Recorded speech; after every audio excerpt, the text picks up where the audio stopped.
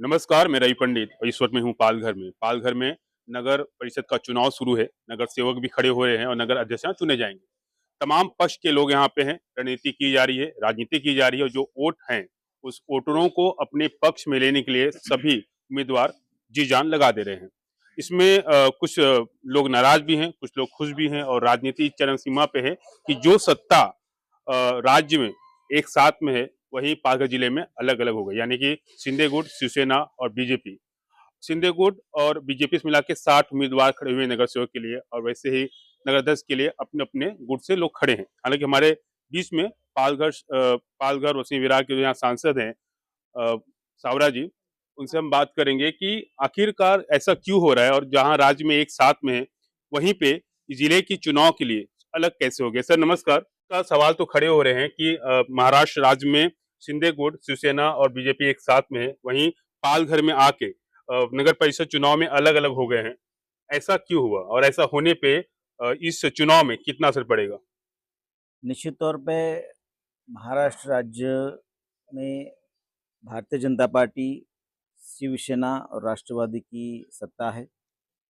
जहाँ तक लोकल नगरपालिका, महानगरपालिका, जिला परिषद का सवाल है, वहाँ पे हम सब देखते हैं कि हर पार्टी के कार्यकर्ता जी जान से काम करते हैं और यही एक मौका रहता है वहाँ जहाँ पे उनको मौका मिलता है चुनाव लड़ने के लिए। और काफ़ी सारी उम्मीदें रहती हैं, इच्छुक भी रहते हैं।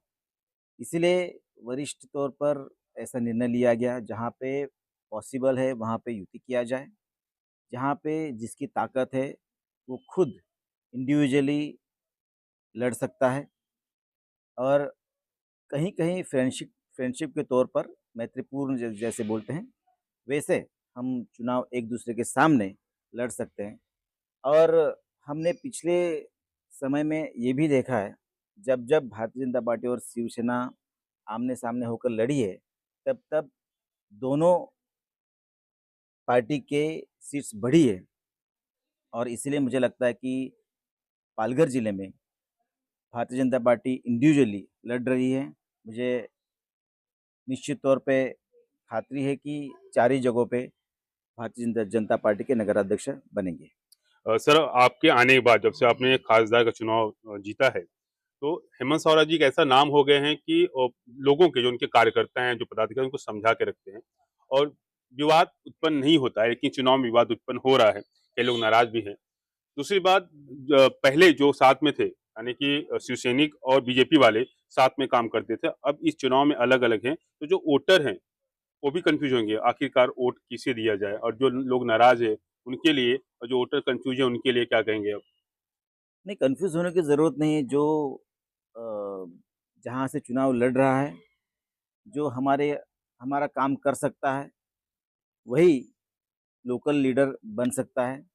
और जैसे कि ये लोकल लेवल की इलेक्शंस है, हम हम सब एक-दूसरे को अच्छी तरह से जानते हैं। जो चुनाव प्रतिनिधि खड़ा रहता है, उसको जानते हैं और उसी के तौर पर अगर वो हमारा काम कर सकता है, हमारे मोहल्ले का काम कर सकता है, नगर का काम कर सकता है, तो निश्चित तौर पे जनता उसको चुन के देती है। जी। और इसलिए मुझे लगता है कि ऐसा कन्फ्यूजन न जनता में नहीं रहेगा। लेकिन फिर भी जैसे निश्चित तौर पे भारतीय जनता पार्टी के जो उम्मीदवार हैं, वो निश्चित तौर पे एक तगड़े उम्मीदवार हैं और उन्हीं के बदौलत ज़्यादा से ज़्यादा चुन के आते हुए नगराध्यक्ष भी बनेंगे, ऐसा मुझे लगता है। सर भिवंडी लोकसभा में नीलेश सांबरे ने बीजेपी के खिलाफ चुनाव लड़ा था और उन्हीं की पार्टी जिजाऊ फाउंडेशन को आज सिंधे गुट शिवसेना ने एक साथ में लेके यहाँ जो नगर परिषद चुनाव उतरी हैं। तो जो पार्टी कभी बीजेपी के खिलाफ थी, आज उसी के साथ में एक शिवसेना हो गई है और जो अपने मित्र पार्टी जिन साथ में इनका जुड़ाव है, जिनसे जुड़ी हुई है, गठबंधन है, उनको अलग कर दी। इस चीज को आप कैसे देखते हैं। नहीं, ये तो जिजाऊ संगठना और नीलेश सांबरे जी का इंडिविजुअल डिसीजन है, किसके साथ जाना है, किसके साथ नहीं जाना है। लेकिन जहाँ-जहाँ पे हमारी ताकत है as a Bharatiya Janata party की, तो उसी तौर से हम ये इलेक्शन देख रहे हैं और वो चाहे उनको सपोर्ट करे या उन्होंने उसमें प्रवेश भी लिया है, लेकिन फिर भी मुझे लगता है इसका कोई ऐसा असर हम पे नहीं गिरेगा और पालघर में आप देखेंगे कि भारतीय जनता पार्टी ही उभरेगी। विकास के नाम पे यहाँ पे विकास तो हो रहा है, लेकिन यहाँ पे जो स्वास्थ्य, शिक्षा, अस्पताल और सड़क देखेंगे, उसकी व्यवस्था काफी खराब है। पानी की समस्या से लोग यहाँ जूझ रहे हैं। पश्चिमी विरार में पानी आना शायद शुरू हो गया है, शुरुआत हो गई, लेकिन पालघर जहाँ से पानी सप्लाई होता है, यहाँ पे डैम है, वहाँ पे ही लोगों को पानी नहीं मिल पा रहा है। तो जीतने के बाद जो यहाँ पे लोग जीत के आएंगे, उम्मीदवार नगराध्यक्ष बनेंगे, नगर सेवक बनेंगे, तो विकास कैसे होगा? यहाँ के लोगों को क्या सौगात मिलेगा? निश्चित तौर पे यहाँ पे जो समस्या है, बेसिक समस्या है, पानी है, गटर है या फिर यहाँ की जो लोकल समस्या है, उस पे ध्यान दिया जाएगा। यहाँ पे इंडस्ट्री है, बहुत बड़ी इंडस्ट्री है, पालघर, तारापुर बहुत सारे एक दूसरे से जुड़ी हुई इंडस्ट्री है। तो यहाँ पे जो इंडस्ट्री रहनी चाहिए, बढ़नी चाहिए और उसके बदौलत यहाँ पे एम्प्लॉयमेंट जनरेशन होना चाहिए। तो उसके उसी के तौर पे एमएमआरडीए को प्रस्ताव भेजा गया है।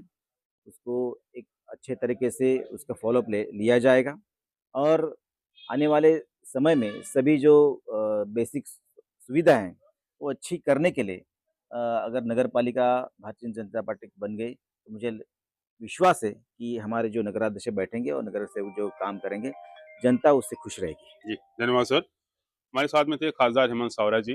विकास की नई पहल होगी चुनाव जीतने के बाद, जब नगर अध्यक्ष चुन के आएंगे बीजेपी के, तो यहाँ पे विकास किया जाएगा। रोड, अस्पताल और शिक्षा की जो तमाम चीजें हैं और जो समस्याएं हैं प्रदूषण की, इनको रोका जाएगा और शिक्षा और स्वास्थ्य के लिए नई शुरुआत और पहल की जाएगी। अब देखना होगा आने वाले 2 दिसंबर में यहाँ की जनता आखिरकार क्या परिवर्तन लाती है। बीजेपी यहाँ आने के बाद जो वादे किए जा रहे हैं वो पूरे होते हैं या फिर कहीं ना कहीं आके रुक जाएंगे।